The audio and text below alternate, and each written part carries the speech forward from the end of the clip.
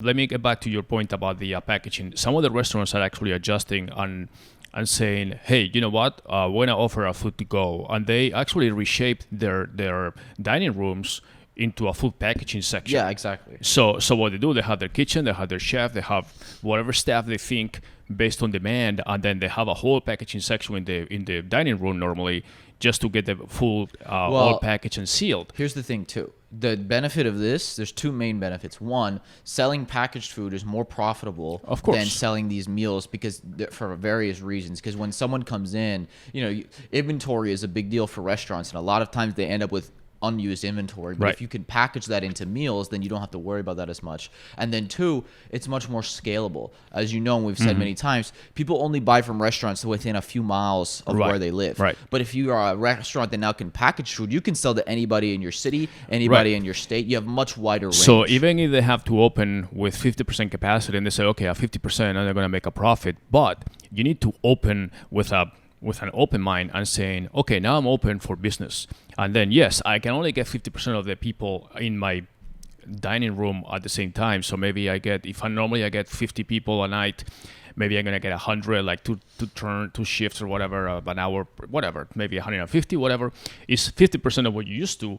But the goal is to get the other 50% to order the food to go. And then you have a system in which before maybe you didn't even offer food to go. Or for sale, and now you're basically changing your business model to say, hey, we have dine in or order to go. And to your point of the cost, you're saying, okay, well, the delivery of the food is $7-8, which is kind of expensive. Okay, well, think about the whole thing. If you go to a restaurant, you go together, then you drive, 15 minutes to go to a restaurant. That's the time and expense and fuel and all the stuff. I know. No, then you go to a restaurant, then you pay food there, and then you pay a tip, 15-20% if you are normal tipper, come back and all that stuff. So and then you have the restaurant experience of being out of your house. But really, you get out of the house and you eat out. Now, you like the restaurant and you say, you know what? I like the restaurant. Maybe I just get a movie at home and then just order the food from the restaurant I like, from the chef I like, and it comes perfectly packaged. And yeah, you're gonna pay $7 for the delivery, but you're saving those $7 in fuel, tips, this, that, and the other. So I'm not disagreeing. So I'm saying that the cost really balances out. I'm not disagreeing, but I will say that the delivery costs. There's a reason why Postmates and DoorDash and all these companies compete on the lower prices, because the higher price really is a friction point, because people will maybe pay $4 or $5 for delivery, but if now it's $8, I think a lot of people will not pay that. And you can, because a lot of it is perceived value too, because when you go to the restaurant, like you said, it's like you're going out, you're doing this. If you're just getting food delivered to your home and now all of a sudden this meal costs $23, there's a lot of food that you can buy for $23 rather than one single meal, Right. But my point was on the packaging side. If you pre-package the food, then the delivery fee is much cheaper because you can ship it basically instead of doing delivery where you're paying someone. And then on top of that, like I said, it's much more scalable. So you don't have to just deliver to people in a small radius. You can send to anyone in your city instead. That's the point of the package. If it were me, and I'm not into a restaurant business at all, but if it was me and I had a normal traditional restaurant that people come in, order, sit in, eat, and leave, and all that stuff, more or less successful through the weekends and all that, I would probably figure out a plan where I'm going to have about 50% of the business for now that is dining in, and then the other 50% or 40 or 30%, whatever it is, that is going to be to go, and I'll promote that to the people that are coming in. But let me finish. I promote that to the people that come in, but also start offering some kind of membership plan, like my restaurant Amazon Prime membership offer, where it says, hey, you order, you pay this annual fee, and then you get free delivery of your food for the entire year. Guess what? When I have an order, I'm going to go to restaurant A, which is going to charge me $5-6, or restaurant B that I'm already a member, and it comes free. So that choice all of a sudden becomes more steered towards that restaurant. So even though I'm losing money maybe with the delivery, I'm earning money because that guy is ordering from me 10, 12, 15 times a year versus maybe just randomly selecting me once every 6 months because he's rotating between many restaurants. So you can create a lot of loyalty plans or things so people order from you on a weekly basis, just like you like weekly to get Chipotle or whatever. If you have a nice more upscale restaurant that you like, and you say, you know what, it's only 50%, and I already called and they're booked for this weekend or whatever, but I just ordered to get home, and then I'm a member and or whatever loyalty I'm not plan. disagreeing. I'm just So saying you can be creative. I think the productization of what they sell is really what the most innovative restaurants are going to do. Because then once you have a product, instead of just people having to come in, because to go and take out, that's been around for a long time. That's not an innovation. It's just that a lot of restaurants, obviously, you don't do takeout for fine dining. Okay, that's not normal. Now, You do. Well, okay, I'm saying normally it's actually seen, because before it used to be takeout is like takeout. It's not high quality food, it's just takeout. Now, obviously, because of the crisis, they've changed their rules and they will do takeout.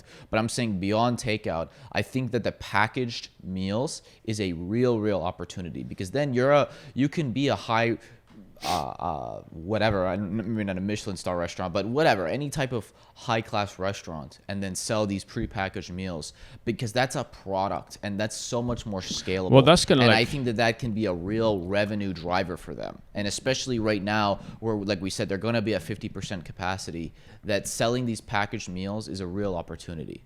but are they packaged like frozen, or how? What do you It do? depends on what it is. Because that's what loses to me.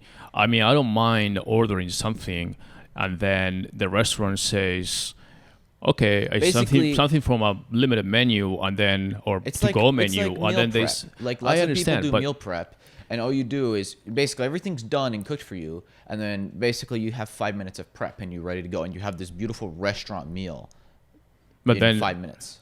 okay, but that's.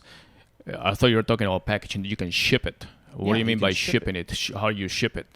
I mean, you put it in a UPS to go to another place, or is Yeah, it it within? depends on where the person Well, is. then the food needs to be somehow frozen or preserved, because it's not Packaged food. So yeah, well, it depends, I understand, but it that depends on loses what the food is. But that loses the freshness. I mean, yeah, of course it loses a little bit. yeah, I but know. I mean, then it's a big stretch, because I think I'm telling you it's happening, and I'm telling you that this is going to be a major thing. I don't know. I mean, I'll say it right now. No, I know, but I know, like, I guarantee you that 2 years from now, almost every successful restaurant will have a packaged food as a part of their offering that they sell on the side as supplemental income. I guarantee. but it. that's not going to be for the local person. I mean, maybe That's they have a my website. point. That's my point, because it allows you to scale. If you're a restaurant, you have such a limited customer base, but if you sell prepackaged foods, then you have a much wider customer So okay, base. so let me ask you, how do you come across that restaurant? I mean, if you, let's say that you, Well, it's like anything. I mean, there's different opportunities. If there could be a marketplace where, in the same way you can go on DoorDash and see all these restaurants that deliver, I can go on whatever Package Dash and see all these prepackaged meals from all these restaurants. You know, there's opportunities for that. Restaurants can just market it themselves. I mean, I would only do that if I travel to a city on vacation or whatever, and I go to a restaurant and say, man, that whatever that I ate there was fantastic. Yeah. And then I find them, and then I have that shipped to me. But then you have to plan ahead. If it's like a shipping, like a UPS, it's going to be in 2 days. It's not going to be like, I need to plan for this weekend. It's a whole different mindset for that, which is fine. I understand that's a business model, but it's you're not not a foodie. no. People love food. No, know I you don't understand. love food, No, but I love food too, but I love food when I want it. I don't plan food 3 days ahead. a lot of people do. You know, people plan trips around Well, going to a certain restaurant. I understand, but like I said, sometimes you're at home and then you're at work or whatever, and you come home or whatever you're doing. Say, you know what, I don't feel like cooking now or anything here. I'm gonna call my favorite restaurant. And back in the days, you say, you just show up, hey buddy, I'm here for dinner, whatever. You know, the waitress and other stuff. You stay there, or you go to your favorite restaurant and have dinner. Now you can't. Maybe it's booked. Maybe you don't have a reservation or something. You order the same food that you like, and they deliver it to you in half an hour. The problem with the delivery for the restaurants is that it's not profitable, because the DoorDashes and Postmates take so much of a cut. Well, that's fine. I mean, But the prepackaged food is. That's my point. I understand, but there's pros and cons to both options. Of course, there's pros and cons. But of course, buying prepackaged food is never going to be as good as going to the restaurant and having it maybe freshly if cooked. I'm a successful restaurant, I offer delivery from my own people within a 5-mile radius of my restaurant. I don't need to get DoorDash or whatever.